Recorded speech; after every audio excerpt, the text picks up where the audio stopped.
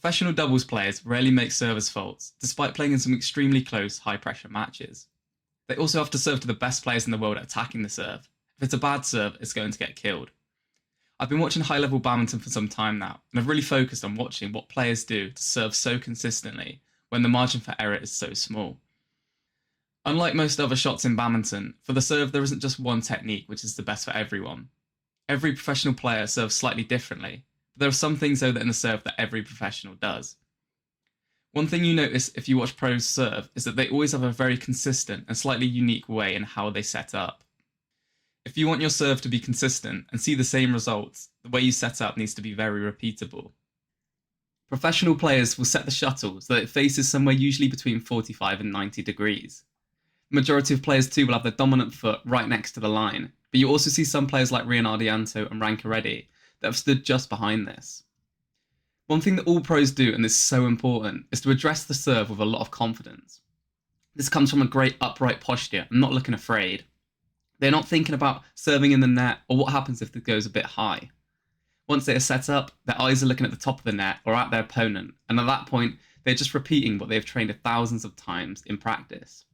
And because they are confident in their setup and technique, they know how the shuttle will react when they hit it. If you were to look down as you serve, you have no idea what your opponent is doing, and it's also much harder to hit the shuttle to a spot that you're not even looking at. The opposite of this would be someone who sets up slightly differently every serve, has their hands and chest low, and looking at the shuttle or floor when they serve. One thing I would recommend is just to take a few extra seconds to serve. You don't need to rush it to try and get the shuttle out of your hand as fast as possible. Probably the biggest difference though in amateurs and pros when they serve is the hitting action and the contact they make on the shuttle. It's probably even more important than the setup. When you watch a pro serve, they will always hit the cork of the shuttle every single time. They're not slightly hitting the feather or hitting the shuttle and then it tumbles out. Anytime this happens, it's a lottery on where the shuttle will go. When they serve, the shuttle flips to face their opponent and is then going in a straight line. Unless of course they're purposely trying to play a tumble serve, where the shuttle does tumble, but you have to remember that these pros practice this for hours to try and get this to work. When you practice, the most important thing is to make sure you're hitting the cork and seeing the shuttle travel in a straight line without tumbling. So how do pros do this? Let's first talk about why the shuttle tumbles in the first place, or why you might hit the feather. So when you play a serve in badminton, you obviously need to let go of the shuttle just before you hit it. You might set up with the cork of the shuttle pointing at you or at 45 degrees, but once you let go of the shuttle, it's going to immediately fall to want to point straight down. If that happens before you make contact, you're going to hit the feather every time. And it takes less than a second for the shuttle to drop like this. You also need to make sure the shuttle and racket is pointing in the direction you want the shuttle to go. So many players don't think about this, and if it's slightly off, you're not going to hit the shuttle direct, and it will immediately do something weird. You just won't get the flight path that you're expecting to see either. Let's take a look at some pros serving. Reng Zhengyu has a serve that I've loved watching for some time now, and he's someone that is a great example of not letting the shuttle drop before making contact. I know this clip here isn't the best quality, but it's such a good way of showing this. It's a serve he does before the game starts, and he's basically exaggerating the feel of this. He plays the serve at about half the speed, where he takes the racket back a lot slower. The point here is even when he takes the racket back, and even when he's going forward, the shuttle is still facing his body. He doesn't let go of the shuttle too early. He's focusing on just hitting the shuttle out of his hand and making a direct contact with the cork. So many amateurs at this point of the serve will have already let go of the shuttle and the cork facing the ground. Also look how Ren is taking the racket back. His arm is actually staying very still, and it's mainly his wrist that pulls the racket back. He's not pulling his whole arm back and bending his elbow completely.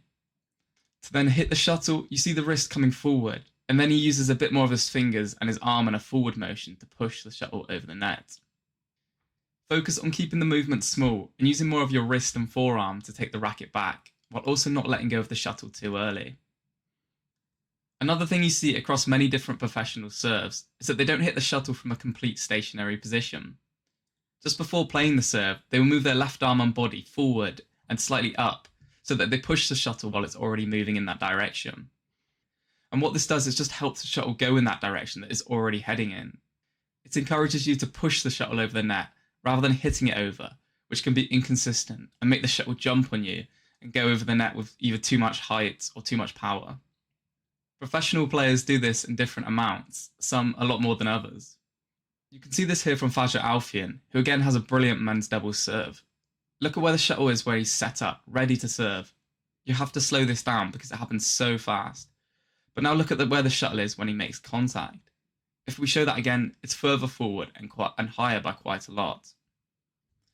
Milana serving here, he is someone that you might not think does this, but if we slow it down, you can still see the forward movement just before he plays the serve, even if it's quite small in this case. If you watch carefully, most pros will have a move like this to some degree, and it's not something they're actively thinking of doing each time either. When you think about it, in every other shot in badminton, the shuttle is moving when you hit it. It's never completely still, and it's just trying to replicate this. It's why you see some pros get service faulted for serving too high. They basically just do this too much, and then lift their left arm above the 1.15 meter limit just before making contact. I mentioned about preventing the shuttle jumping and unexpectedly bouncing off the string bed too hard a second ago. Another way pros prevent this is by focusing on where they hit the shuttle on the racket head. You won't see many players serving from right in the middle of the racket every time, and this is because the string bed is tighter and firmer closer to the frame. Therefore, it's easier to control and the serve can be more predictable when you hit the shuttle here. It's also great for making sure you don't hit your hand when you serve. If it's right in the middle, you need to get your hand out of the way earlier. And this means dropping the shuttle earlier, which we already know is something that we want to avoid doing. From watching many professional players serve, these fundamental things are consistent across the majority of players, and it's how they're able to create consistency. The most important thing to do though is just take all these tips and try them out for yourself. Everyone serves differently, and things like the angle of the racket, whether it's more vertical or horizontal, the exact angle of the shuttle, are all just personal preference. And there are many players that make either way work. Another thing I found interesting is where they place the racket. Was it under the thumb, by their wrist, or even not even touching their hand? And again, you see all these different techniques. Someone like Kim Astrup, he doesn't hold the racket so that it's touching his hand. He just hovers the racket next to it. You then have Milana and Fajr Alfian that like to hold the racket in that small gap underneath their thumb. I've tried all these methods, and that's what I'd recommend you doing to see what suits you best. And then once you have a method that works, it goes back again to replicating it every single time you serve, just to try and make it as consistent as possible by doing the same thing. If you found the video useful, I'd really appreciate it if you subscribe to the channel and like the video. Thanks for watching, and I'll catch you in the next one.